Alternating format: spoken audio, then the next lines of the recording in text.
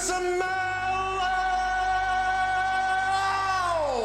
what The Rock is cooking?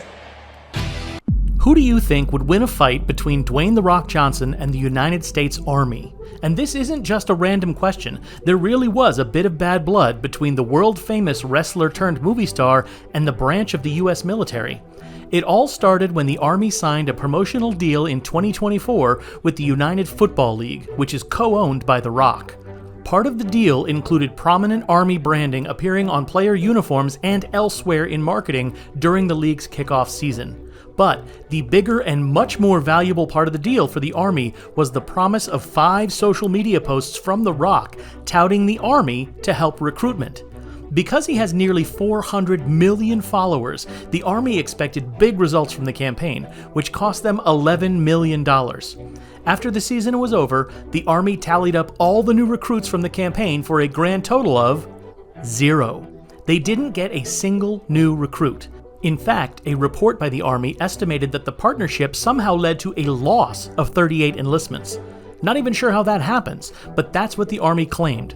So they wanted some of their money back.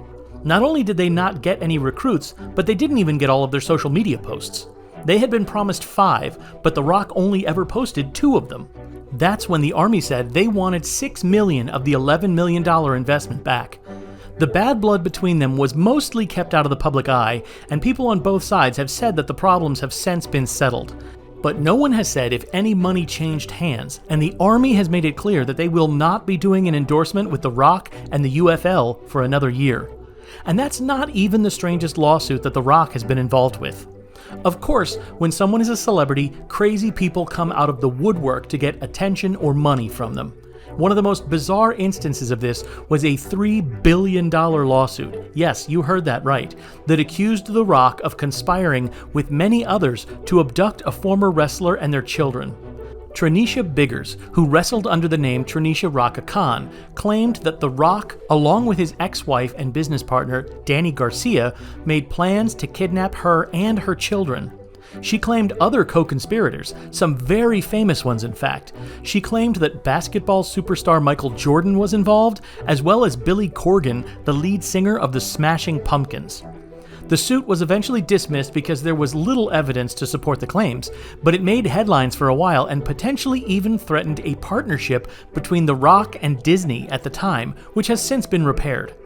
Now, those kinds of crazy lawsuits often happen with no evidence to support them. In fact, it happened again in 2025, with a man named Luis Danny Soto suing both The Rock and the WWE for blackmail, corruption, and even medical experimentation. He went on to claim that they installed medical equipment in his home without his knowledge or permission, and that they created AI videos with the likeness of Soto doing illegal activities to use as intimidation and blackmail. He even said they tried to give him a sexually transmitted disease and use his DNA to frame him for crimes.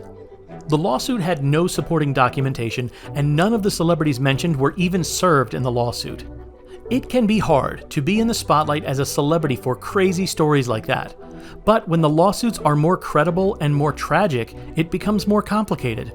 Like the situation back in 2012, when the family of deceased Carlos Costa invested the death benefit they received when he passed away into companies that were owned by The Rock's wife. The total investment in the companies was about $1.8 million, money the Costas never got back when the companies went into bankruptcy. The Costa family filed a lawsuit against The Rock's wife, saying they were victims of a fraud scheme, and The Rock was named as a co-conspirator in the lawsuit. The attorney for The Rock's wife said the lawsuit was absurd, blaming the terrible real estate market for the loss. No information about the outcome of the case has been shared publicly, which means there was likely some kind of settlement that kept it out of the public eye. The Rock is probably tired of getting dragged into fights he didn't start and doesn't want to finish. That probably helps to explain the unusual clause he has in his movie contracts. He makes sure that all of his contracts state that his characters can't lose a fight. That's not an exaggeration, and it's not a suggestion. It's written into his contracts that his characters can't lose a battle, and they can't even take too much punishment in a fight. And he's not the only one with a contract like that. His co-star in the Fast and Furious franchise, Vin Diesel, was one of the first ones to pioneer the no-lose contract. The strange thing is, both Diesel and The Rock had no lose contracts on Fast 5, a movie where the two characters go toe-to-toe in more than one scene.